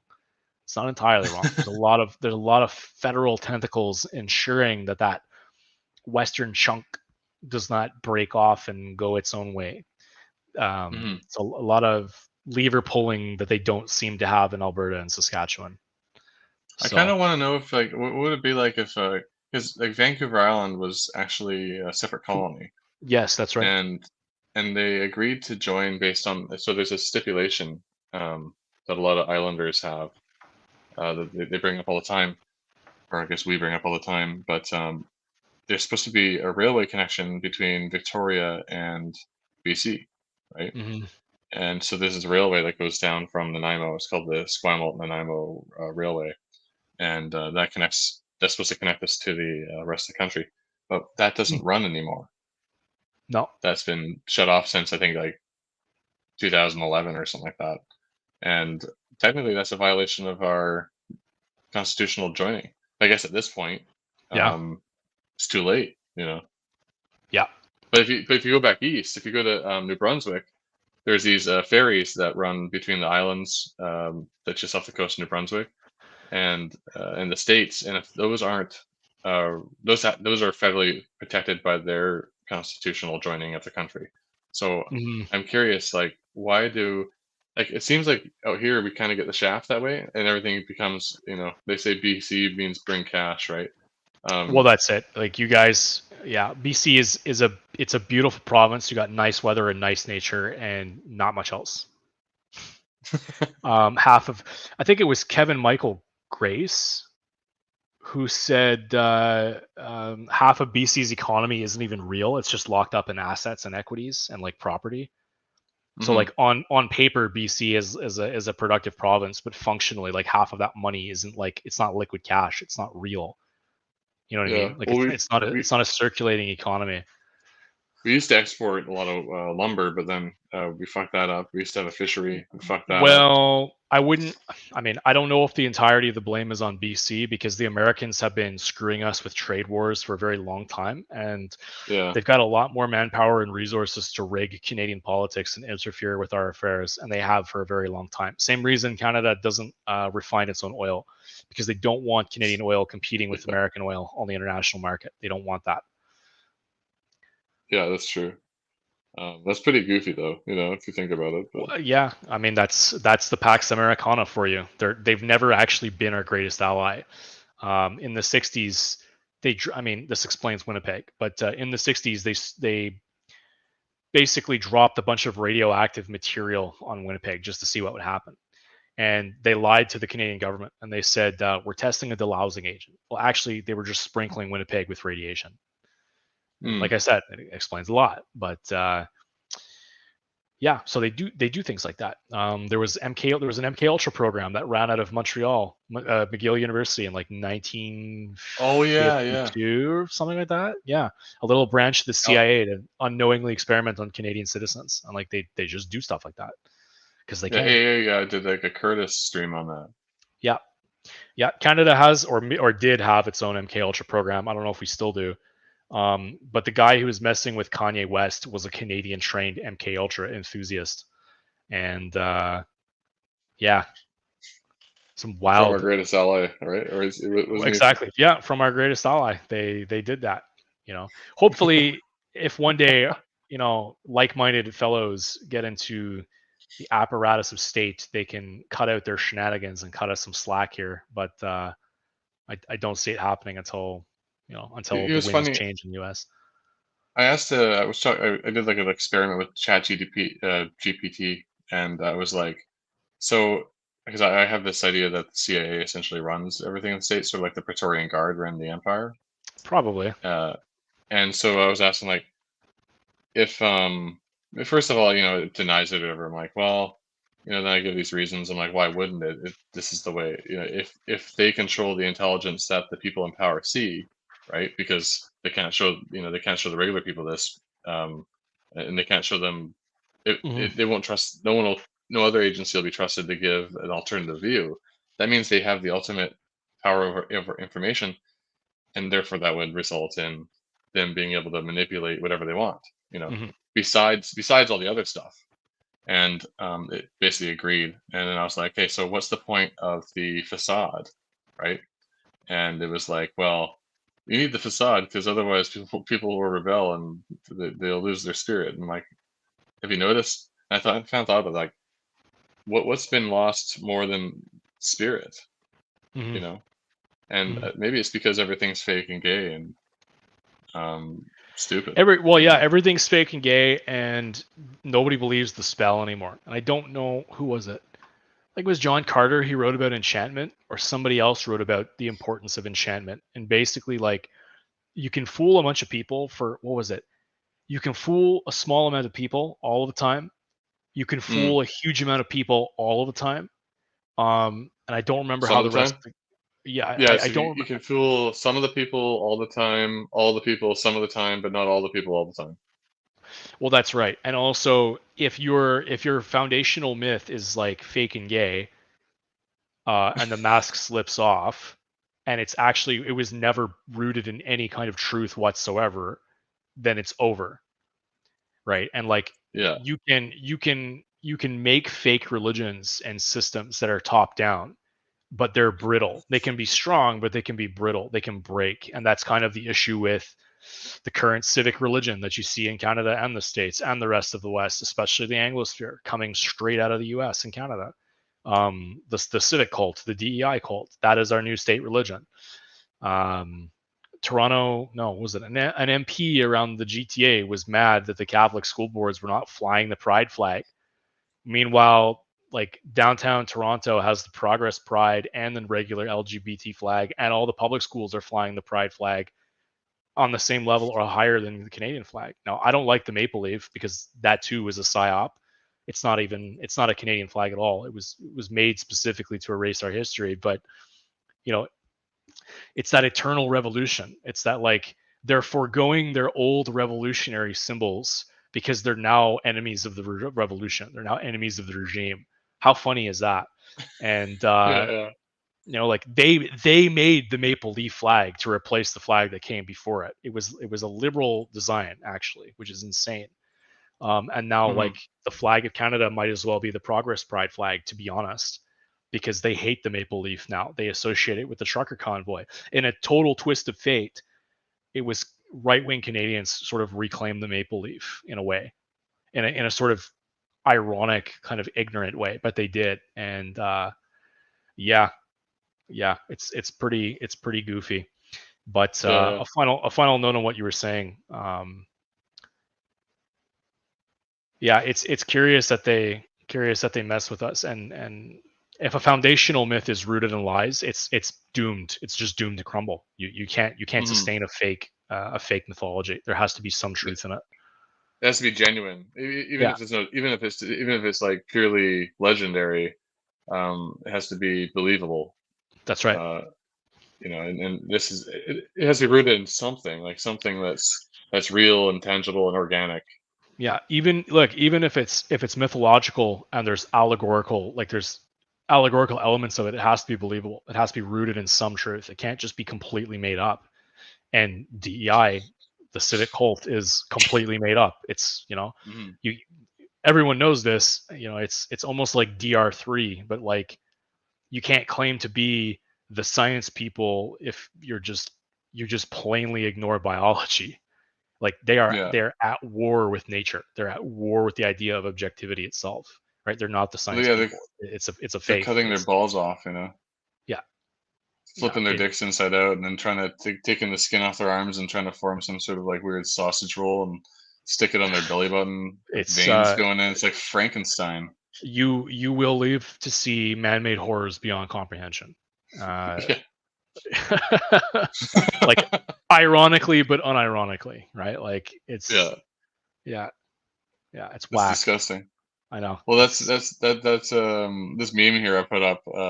Me waiting for the shitting to start. Outrage of the day. yeah, yeah. That's I saw that's this sort of like how it feels. I don't remember when I last saw. I think it was X, but I saw this too. I was just like, yeah. There's a lot of people, dude. I'm so tired of rage bait now. I'm so Yeah. tired of just like, oh well, migrant kills 16 people on this day. Get angry. It's just like this is exhausting. Yeah. What are you doing Like, about it? Like, what are you what are you doing exactly? about it When are now? we going to Yeah. start doing something about it? Right? Like I know that this is going on. I know it's bad. You don't need to tell me that so and so thing happened. It's like I know. I'm well aware. Like Well, when are this is. Do you know Lytic Path on Twitter? isn't that a faction from what was that? Uh, well, it's a guy in my sphere, but Oh, he's from Norway, but he has this. what's that game He's called? been kind Star of. Sector? That's like a Yeah, yes, space jihadist faction from Star Sector. yeah. Well, he's one of the hosts. He's one of the hosts of the Longhouse, which is this Norwegian thing. It doesn't mean the same thing as everyone else thinks, No. but it's him and Walrus, and Ludic has been going against the sort of like Western demoralization memes that like it's just like some guy getting. It's like about a Mm. woman getting R-worded by a migrant, or a guy getting stabbed to death by a migrant, or something like that. He's just Yeah. taking that and sort of like hitting back, like this is just demoralization. Well, it is. It's like you look at Ian Miles Ching Chong, and every time he posts, like it's over. It's always like Malaysia Miles Chong posting about obscure event happening in Canada. It's like they're taking everything over. It's over. And I wish like Ricardo Duchesne does the same thing, but I don't think he's doing it on purpose.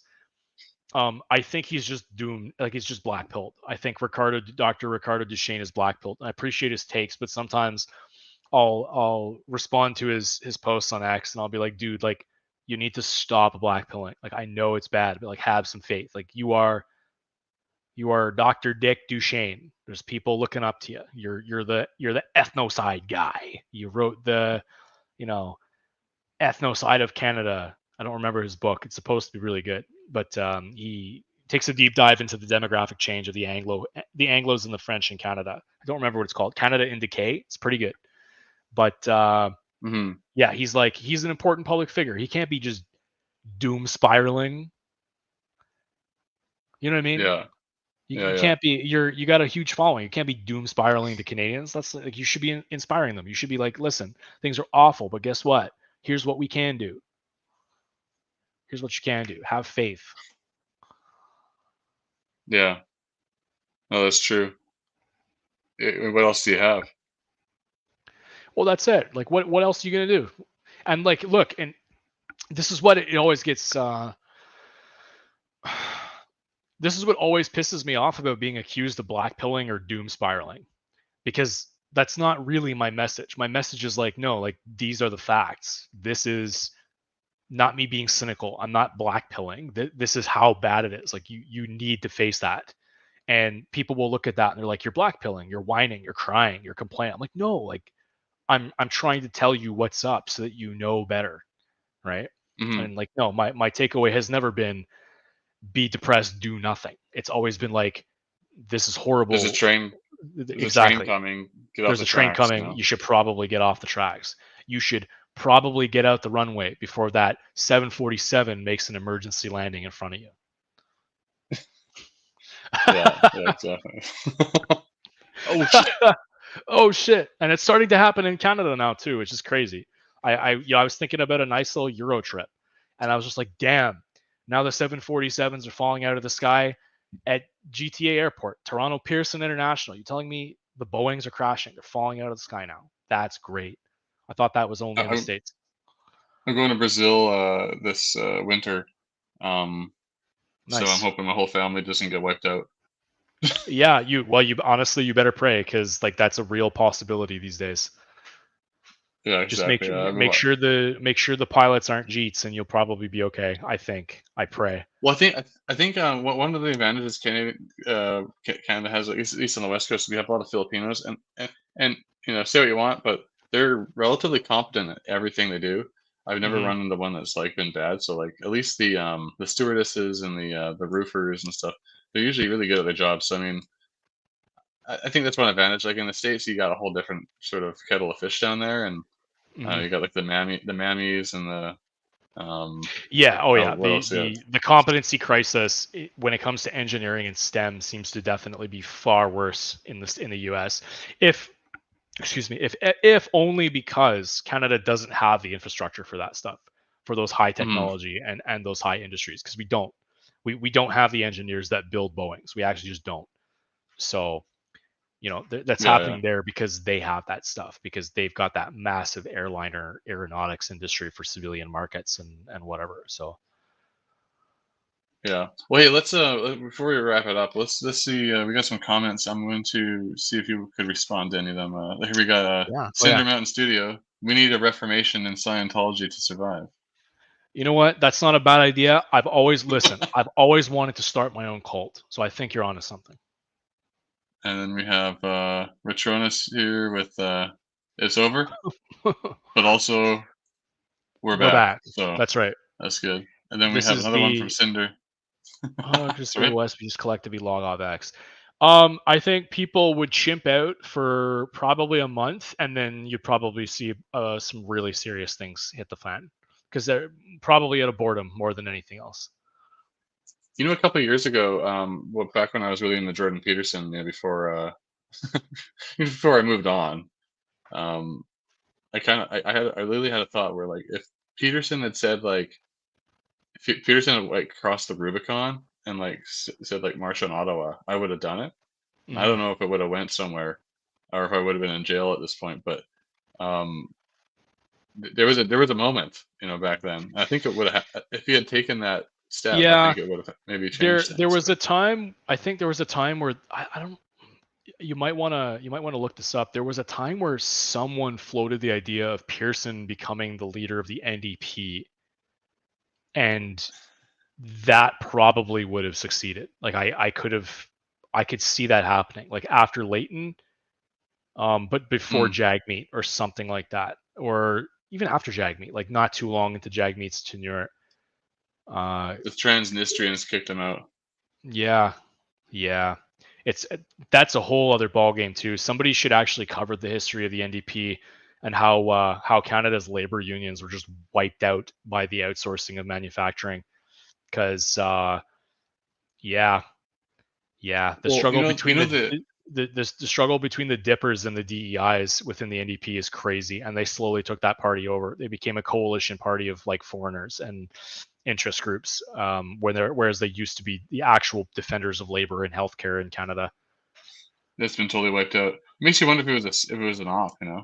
Hmm. There is a guy that our local, or there's an MP in Victoria named Randall Garrison. He's a gay guy with I think he must be in his 60s or 50s, and he's got like a gay husband. I don't know what the fuck you call it. That's like 30 years younger than him. But he was the guy pushing all the Transnistrian agenda things in the parliament, and they got basically passed almost unanimously. Yep, that sounds about right. So, but it was like literally one guy pushing it. And he had like conservative members from like really conservative areas in the mountains in Alberta that were like seconds on the papers, like supporting it. Contards are not conservatives. They're liberal reactionaries. Yeah. Or reactionary liberals. They're reactionary liberals from like 2002 when they had an oil rig job and they were making an obscene amount of money when they bought a house out in Grand Prairie. That's what they are. A boat. And a boat. And a boat for the prairies. So dumb.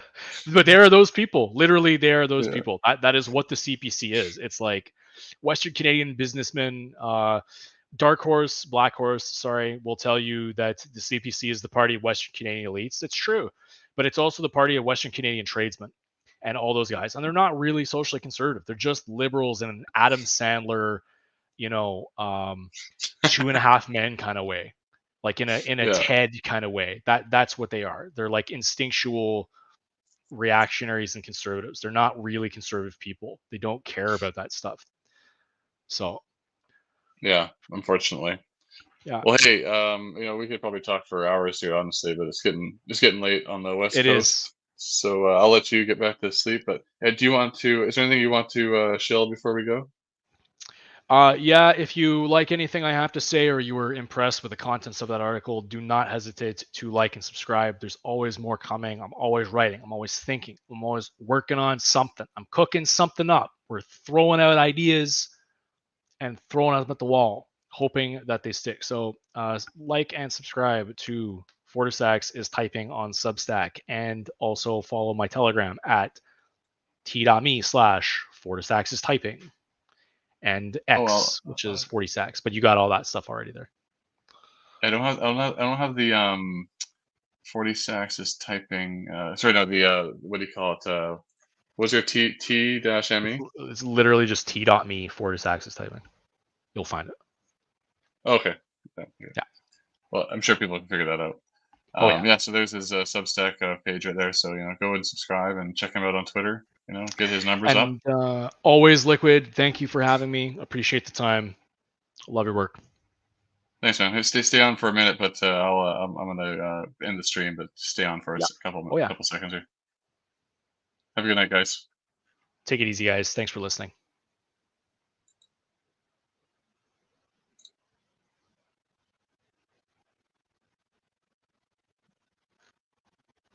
Didn't end.